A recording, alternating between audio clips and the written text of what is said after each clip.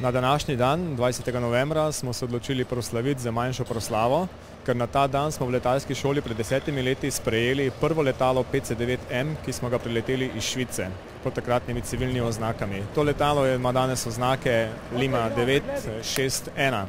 V letalski šoli imamo danes 25 plovil, od tega je 11 plovil PC-9, 10 plovil Zlin in 4 novi helikopterji. Najnovejša pridobitev naša je novi helikopter Bell 206 Jet Ranger.